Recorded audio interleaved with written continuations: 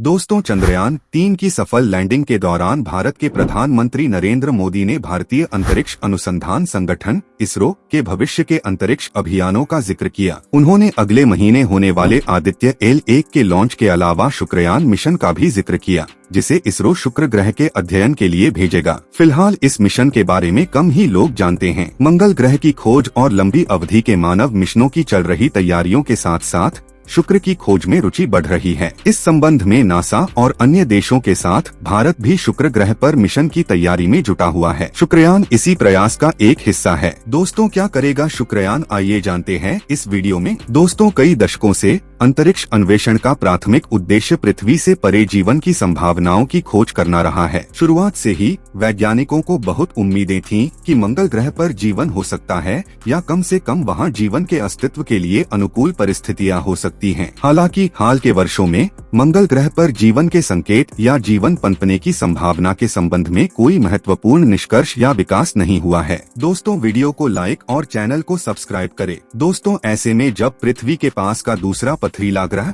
शुक्र ग्रह, जिसे जीवन के हालात के अनुसार बहुत ही प्रतिकूल ग्रह माना जाता है, वैज्ञानिक अध्ययन करना चाहते हैं। इसके लिए नासा ने भी अपनी ओर से एक अभियान की तैयारी शुरू कर दी है, तो वहीं इसरो का शुक्रयान यानी वीनस ऑर्बिटर मिशन तैयार किया जा रहा है। इसी का जिक्र प्रधानमंत्री ने चंद्रयान-3 की सफल लैंडिंग के दौरान किया था। दोस्तों, शुक्रयान या वीनस ऑर्बिटर मिशन क्या है? इस मिशन के जरिए इसरो शुक्र ग्रह के वातावरण का अध्ययन करेगा। इस मिशन पर काम 2017 में शुरू हुआ था। इस मिशन के माध्यम से इसरो शुक्र की सतह, इसके वायुमंडल, रसायन विज्ञान, गतिशीलता और संरचनात्मक विविधताओं, सौर विकिरण और इसके आयनमंडल का अध्ययन करेगा। दोस्तों, सौरमंडल के अन्य किसी भी ग्रह की तुलना में शुक्र ग्रह का अध्ययन के कुछ अलग ही फायदे हैं। वैज्ञानिकों का कहना है कि शुक्र ग्रह और पृथ्वी अरबों साल पहले एक ही तरह के ग्रह थे, लेकिन समय के साथ जहां पृथ्वी पर जीवन पनपा तो वहीं शुक्र जीवन के लिए नर्क हो गया। वैज्ञानिकों को लगता है कि जलवायु परिवर्तन के कुप्रभाव ऐसे ही जारी रहे तो एक दिन पृथ्वी भी शुक्र की तरह हो जाएगी।